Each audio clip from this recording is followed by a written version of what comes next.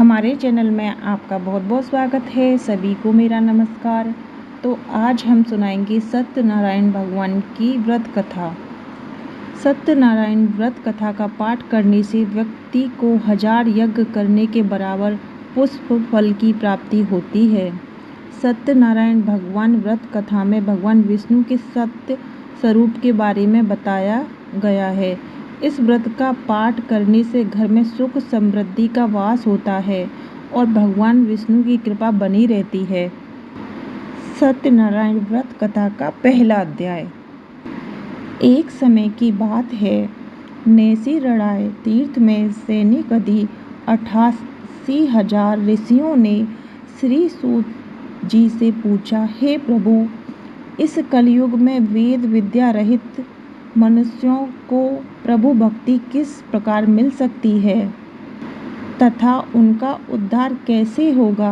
हे मुनि श्रेष्ठ, कोई ऐसा तप बताइए जिससे थोड़े समय में ही पुण्य मिले और मनवांछित फल भी मिल जाए। इस प्रकार की कथा सुनने की हम इच्छा रखते हैं। सर्वशास्त्रों के ज्ञाता सूत जी बोले, हे वैष्णवों, मैं पूज्य आप सभी ने प्राणियों के हित की बात पूछी है, इसलिए मैं एक ऐसे श्रेष्ठ व्रत को आप लोगों को बताऊंगा जिसे नारद जी ने लक्ष्मी नारायण जी से पूछा था और लक्ष्मीपति ने मुनि श्रेष्ठ नारद जी से कहा। अब आप इसे ध्यान से सुनिए। एक समय की बात है, योगी राज नारद जी दूसरों के हित की इच्छा लिए अनेकों लोकों में घूमते हुए मृतलोक में आ पहुँचे। यहाँ उन्होंने अनेक योनियों में जन्मे प्राय सभी मनुष्यों को अपने कर्मों द्वारा अनेकों दुख से पीड़ित देखा। उनका दुख देखकर नारद जी सोचने लगे कि कैसा यत्न किया जाए जिससे कि करने के निश्चित रूप से मानवों के दुख का अंत हो जाए। इसी विचार पर मनन करते हुए वह विष्णु लोक में गए। वहाँ वह देवों के ईश नारायण की स्तुति करने लगे, जिनके हाथों में शंख चक्र गदा और पद्म थे, गले में वरमाला पहने हुए थे। स्तुति करते हुए नारद जी बोले, हे भगवान, आप अत्यंत शक्ति से संपन्न हैं। मन तथा वाणी भी आपको नहीं पा सकती है। आपका आदि मध्य तथा अंत नहीं है। निर्गुण स्वरूप सृष्टि के कारण भक्तों के दुख को दूर करने वाले हैं। आपको मेरा नमस्कार। नारद जी की स्तुति सुन विष्णु भगवान बोले, हे मुनि श्रेष्ठ, आपके मन में क्या बात है? आप किस काम के लिए पधारे हैं? निसंकोच कहें। इस पर नारद मुनि बोले कि मृतलोक में अनेक योनियों में जन्मे मनुष्य अपने कर्मों के द्वारा अनेकों दुख से दुखी हो रहे हैं। हे नाथ, आप मुझ पर दया रखते हैं तो बताइए कि वो मनुष्य थोड़े प्रयास से ही अपने दुखों से कैसे छुटकारा पा सकते हैं। श्री हरि बोले, हे नारद, मनुष्यों की भलाई के लिए तुमने बहुत अच्छी बात पूछी है, जिसके करने से मनुष्य मोह से छूट जाता है।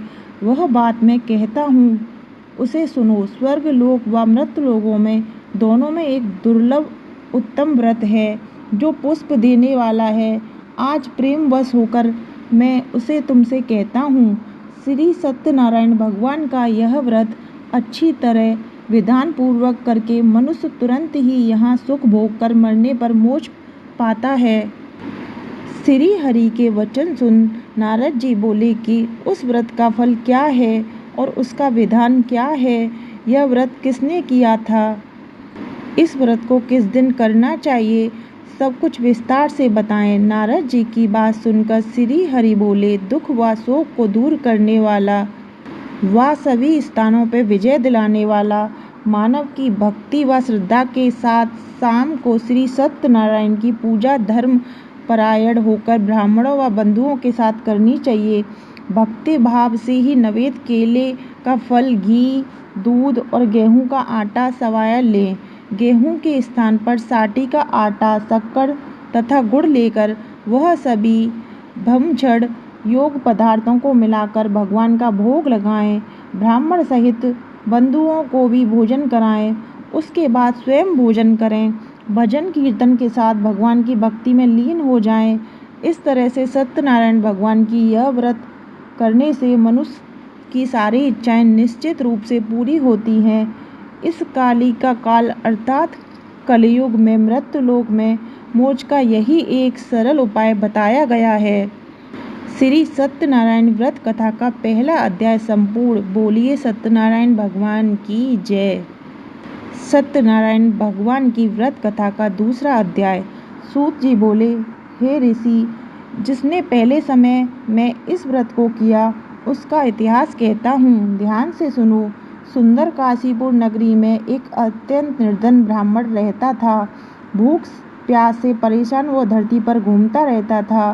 ब्राह्मणों से प्रेम करने वाले भगवान ने एक दिन ब्राह्मण का वेश धारण कर उसके पास जाकर पूछा, हे विप्र, नित्य दुखी होकर तुम पृथ्वी पर क्यों घूमते हो? दीन ब्राह्मण बोला, मैं निर्धन ब्राह्मण हूँ, भिक्षा के लिए धरती पर घूमता हूँ। हे भगवान, यदि आप उसका कोई उपाय जानते हो तो बताइए। वृद्ध ब्राह्मण कहता है, सत्यनारायण भगवान मनवांछित फल देने वाले हैं, इसलिए तुम उनका पूजन करो। इसे करने से मनुष्य सभी दुखों से मुक्त हो जाता है। वृद्ध ब्राह्मण बनकर आए सत्यनारायण भगवान उस निर्धन ब्राह्मण को व्रत का सारा विधान बताकर अंतर्ध्यान हो गए। ब्राह्मण मन ही मन सोचने लगा, जिस व्रत को वृद्ध ब्राह्मण करने को कह गया है मैं उसे जरूर करूँगा। यह निश्चय करने के बाद उसे रात में नींद आई। वह सुबह उठकर सत्यनारायण भगवान के व्रत का निश्चय कर भिक्षा के लिए चला गया। उस दिन निर्धन ब्राह्मण को भिक्षा में बहुत धन मिला, जिससे उसने बंधु बांधवों के साथ श्री सत्यनारायण भगवान का व्रत संपन्न किया। भगवान सत्यनारायण का व्रत संपन्न करने के बाद वह निर्धन ब्राह्मण सभी दुखों से छूट गया और अनेक प्रकार की संपत्तियों से युक्त हो गया। उसी समय से यह ब्राह्मण हर माह इस व्रत को करने लगा। इस तरह से सत्यनारायण भगवान के व्रत को जो मनुष्य करेगा वह सभी प्रकार के पापों से छूटकर मोक्ष को प्राप्त होगा। जो मनुष्य इस व्रत को करेगा उसके सभी दुख दूर हो जाएंगे। सूर्य बोले कि इस तरह से नारद जी ने नारायण जी को कहा, श्री सत्यनारायण व्रत को मैंने तुमसे कहा, हे विप्र, मैं अब क्या कहूँ? ऋषि बोले, हे मुनिवर, संसार में उस विप्र से सुनकर और किस किस ने इस व्रत को किया, हम सब इस बात को सुनना चाहते हैं, इसलिए हमारे मन में श्रद्धा भाव है। सूर्य बोले, हे मुनि, जिसने व्रत को किया वे सब सुनो। एक समय वही विप्र धन व ऐश्वर्य के अनुसार अपने बंधु बांधवों के साथ इस व्रत को करने को तैयार हुआ। उसी समय एक लकड़ी बेचने वाला बूढ़ा आदमी आया और लकड़ियां बाहर रखकर अंदर ब्राह्मण के घर में गया। प्यास से दुखी वो लकड़हारा उनको व्रत करते देख विप्र को नमस्कार कर पूछने लगा, आप यह क्या कर रहे हैं? तो उन्होंने बताया कि व्रत कर रहा हूँ तथा इसे करने से क्या फल मिलेगा, कृपया मुझे भी बताएं। ब्राह्मण ने कहा कि सब मनोकामनाओं को पूर्ण करने वाला यह सत्यनारायण भगवान का व्रत है। इनकी कृपा से मेरे घर में धन धान्य आदि की वृद्धि हुई है। विप्र से सत्यनारायण व्रत यह के बारे में जानकर लकड़हारा बहुत प्रसन्न हुआ। चरणामृत लेकर प्रसाद खाने के बाद वह अपने घर गया। लकड़हारे ने अपने मन में संकल्प किया, आज लकड़ी बेचने से जो धन मिलेगा उसी से श्री सत्यनारायण भगवान का उत्तम व्रत करूँगा। मन में इस विचार को ले बूढ़ा आदमी सिर पर लकड़ियाँ रख उसे नगर में बेचने चला गया। जहाँ धनी लोग ज़्यादा रहते थे उसी नगर में उसे अपनी लकड़ियों का दाम पहले से 4 गुना अधिक मिलता है। बूढ़ा प्रसन्नता के साथ दाम लेकर केले, शक्कर, घी, दूध, दही और गेहूं का आटा ले सत्यनारायण भगवान के व्रत की अन्य सामग्रियां लेकर अपने घर गया। वहां उसने अपने बंधु बांधवों को बुलाकर विधि विधान से सत्यनारायण भगवान का पूजन और व्रत किया। इसी व्रत के प्रभाव से वह बूढ़ा लकड़हारा धन, पुत्र आदि से युक्त होकर संसार के समस्त सुख भोग अंतकाल में वैकुंठ धाम चला गया। श्री सत्यनारायण व्रत कथा का दूसरा अध्याय संपूर्ण। बोलिए सत्यनारायण भगवान की जय। सत्यनारायण भगवान की व्रत कथा का तीसरा अध्याय। सूर्य बोले, हे श्रेष्ठ मुनियों, अब आगे की कथा कहता हूँ। पहले समय में अलकामुख नामक एक बुद्धिमान राजा था। वह सत्यवक्ता और जितेंद्रिय था। प्रतिदिन देव स्थानों पर जाता, निर्धनों को धन देकर उनके कष्ट दूर करता। उसकी पत्नी कमल के समान मुख वाली तथा सती साध्वी श्री भद्रशिला नदी के तट पर उन दोनों ने श्री सत्यनारायण भगवान का व्रत किया। उसी समय साधु नाम का एक वैश्य आया। उसके पास व्यापार करने के लिए बहुत सा धन भी था। राजा को व्रत करते देख वह विनय के साथ पूछने लगा, हे राजन, भक्तिभाव से पूर्ण होकर आप यह क्या कर रहे हैं? मैं सुनने की इच्छा रखता हूँ, तो आप मुझे बताइए। राजा बोला, हे साधु, अपने बंधु बांधवों के साथ पुत्र आदि की प्राप्ति के लिए एक महाशक्तिमान श्री सत्यनारायण भगवान की व्रत का पूजन कर रहा हूँ। राजा के वचन सुन साधु आदर से बोला, हे राजन, मुझे इस व्रत का सारा विधान कहिए। आपकी कथा अनुसार मैं इस व्रत को करूँगा। मेरी भी संतान नहीं है। इस व्रत को करने से निश्चित रूप से मुझे संतान की प्राप्ति होगी। राजा से व्रत का सारा विधान सुन व्यापार से निवृत्त होकर वह अपने घर गया। साधु वैष्णव ने अपनी पत्नी को संतान देने वाले इस व्रत का वर्णन कहे सुनाया और कहा कि जब मेरी संतान होगी तब मैं इस व्रत को करूँगा। साधु ने इस तरह के वचन अपनी पत्नी लीलावती से कहे। एक दिन लीलावती पति के साथ आनंदित हो सांसारिक धर्म में परिवर्तित होकर सत्यनारायण भगवान की कृपा से गर्भवती हो गईं। 10वें महीना में उसके गर्भ से एक सुंदर कन्या ने जन्म लिया। दिनों दिन वह ऐसे बढ़ने लगी जैसे कि शुक्ल पक्ष का चंद्रमा बढ़ता है। माता पिता ने अपनी कन्या का नाम लीलावती रखा। एक दिन लीलावती ने मीठे शब्दों में अपने पति को याद दिलाया कि वह सत्यनारायण भगवान के लिए जिस व्रत को करने का संकल्प किया था उसे करने का समय आ गया है। आप इस व्रत को करिए। साधु बोले, हे प्रिय, इस व्रत को मैं उसके विवाह पर करूँगा। इस प्रकार अपनी पत्नी को आश्वासन देकर वह नगर को चला गया। कलावती पिता के घर में यह वृद्धि को प्राप्त हो गई। साधु ने एक बार नगर में अपनी कन्या को सखियों के साथ देखा। तुरंत ही दूत को बुलाया और कहा कि मेरी कन्या के योग्य वर देखकर आओ। साधु की यह बात सुनकर दूत कंचन नगर पहुंचा और वहां देखभाल कर लड़की के सुयोग्य वाड़िक पुत्र को ले आया। सुयोग्य लड़के को देख साधु ने बंधु बांधवों को बुलाकर अपनी पुत्री का विवाह कर दिया। लेकिन दुर्भाग्य की बात यह कि साधु ने अभी तक श्री सत्यनारायण भगवान का व्रत नहीं किया। इस पर श्री भगवान क्रोधित हो गए और श्राप दिया कि साधु को अत्यंत दुख मिले। अपने कार्य में कुशल साधु बनिया जमाई को लेकर समुद्र के पास स्थित होकर रत्नासारपुर नागर में गया। वहां जाकर दमाद ससुर दोनों ने मिलकर चंद्रकेतु राजा के नगर में व्यापार करने लगे। एक दिन भगवान सत्यनारायण की माया से एक चोर राजा का धन चुराकर भाग रहा था। उसने राजा के सिपाहियों को अपना पीछा करते हुए देख चुराया हुआ धन वहां रख दिया जहां साधु अपने जमाई के साथ ठहरा हुआ था। राजा के सिपाहियों ने साधु के वैश्य के पास राजा का धन पड़ा देखा तो वह ससुर जमाई दोनों को बांधकर प्रसन्नता से राजा के पास ले गए और कहा, उन दोनों चोरों को हमने पकड़ लिया है, आप आगे की कार्रवाई की आज्ञा दें। राजा की आज्ञा से उन दोनों को कठिन कारावास में डाल दिया गया और उनका सारा धन भी उनसे छीन लिया गया। श्री सत्यनारायण भगवान से श्राप से साधु की पत्नी भी बहुत दुखी हुई। घर में जो धन रखा था उसे चोर ले गए। शारीरिक तथा मानसिक पीड़ा व भूख प्यास से अति दुखी होकर अन्न की चिंता में कलावती के ब्राह्मण के घर गई। वहां उसने श्री सत्यनारायण भगवान को व्रत होते देखा। कथा सुनी, वह प्रसाद ग्रहण कर रात को घर वापस आई। माता के कलावती से पूछा कि हे पुत्री, अब तक तुम कहाँ थी? तेरे मन में क्या? कलावती ने अपनी माता से कहा, हे माता, मैंने एक ब्राह्मण के घर में श्री सत्यनारायण भगवान की व्रत देखा। कन्या के वचन सुन लीलावती भगवान के पूजन की तैयारी करने लगी। लीलावती ने परिवार व बंधुओं सहित सत्यनारायण भगवान का पूजन किया और उनसे वर मांगा कि मेरे पति जमाई शीघ्र घर आ जाएं। साथ ही यह प्रार्थना की कि हम सबका अपराध क्षमा करें। श्री सत्यनारायण भगवान इस व्रत से संतुष्ट हो गए। राजा चंद्रकेतु को सपने में दर्शन देकर कहा, हे राजन, तुम उन दोनों वैष्णवों को छोड़ दो और तुमने उनको जो धन दिया लिया है उसे वापस कर दो। अगर ऐसा नहीं किया तो मैं तुम्हारा धन, राज्य व संतान सभी को नष्ट कर दूंगा। राजा को यह सब कहकर अंतर्ध्यान हो गए। प्रातःकाल सभा में राजा ने अपना सपना सुनाया। फिर बोले, बाड़िक पुत्रों को कैद से मुक्त कर सभा में लाओ। दोनों को आते ही राजा को प्रणाम किया। राजा मीठी वाणी में बोले, हे महान भावों, भाग्यवश ऐसे कठिन दुख तुम्हें प्राप्त हुआ है, लेकिन अब तक कोई भय नहीं है। ऐसा कह राजा ने उन दोनों को नए वस्त्र आभूषण भी पहनाए। जितना धन उनका लिया था उससे दोगुना धन देकर उन्हें वापस कर दिया। दोनों वैसों अपने घर को चल दिए।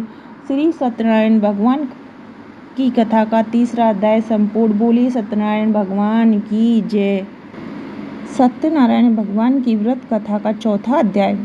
सूत जी बोले, वैश्य ने मंगलचार कर अपनी यात्रा आरंभ की और अपने नगर की ओर चल दिए।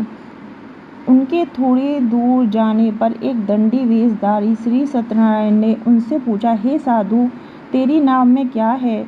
अभिवाड़ी वाड़िक हंसते हुआ बोला, हे दंडी, आप क्यों पूछते हैं? क्या धन लेने की इच्छा है? मेरी नाव में तो बेलपत्र भरे हुए हैं। वैश्य के कठोर वचन सुनकर भगवान बोले, तुम्हारा वचन सत्य हो। दंडी ऐसे वचन कह वहां से दूर चले गए। कुछ दूर जाकर समुद्र के किनारे बैठ गए। दंडी के जाने के बाद साधु वैष्णव ने नित्य क्रिया के साथ पश्चात नाव को ऊंची उठाते देख अचंबा माना और नाव में बेलपत्र आदि देखकर वो मूर्छित होकर जमीन पर गिर गया। मूर्छा खुलने पर वो अत्यंत शोक में डूब गया। तब उसका दामाद बोला कि आप शोक न मनाएं, यह दंडी का शाप है, इसलिए हमें उनकी शरण में जाना चाहिए, तभी हमारी मनोकामना पूरी होगी। दामाद की बात सुनकर वह दंडी के पास पहुंचा और अत्यंत भक्तिभाव नमस्कार करके बोला, मैंने आपसे जो जो असत वचन कहे उनके लिए मुझे क्षमा दें।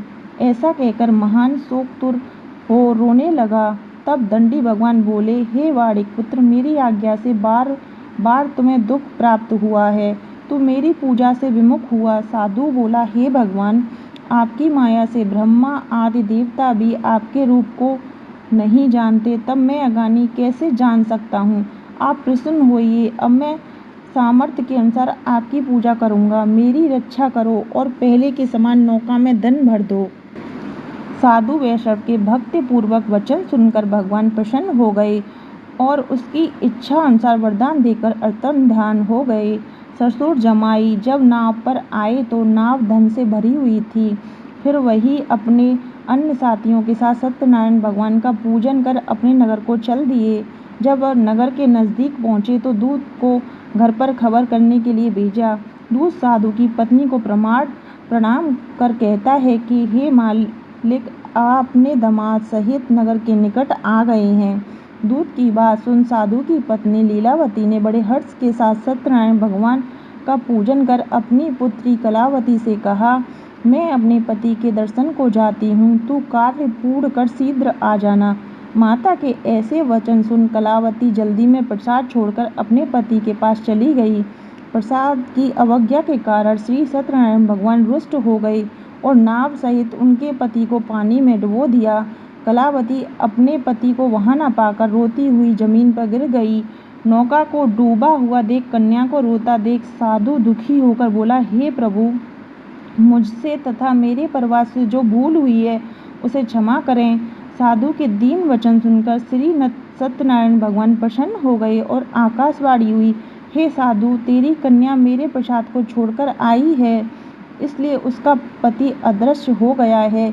यदि वह घर जाकर प्रसाद खाकर लौटती है तो इसे इसका पति अवश्य मिलेगा। ऐसी आकाशवाणी सुन कलावती घर पहुंचकर प्रसाद खाती है और फिर आकर अपने पति के दर्शन करती है। इसके बाद साधु अपने बंधु बांधवों सहित श्री सत्यनारायण भगवान का विधि विधान से पूजन करता है।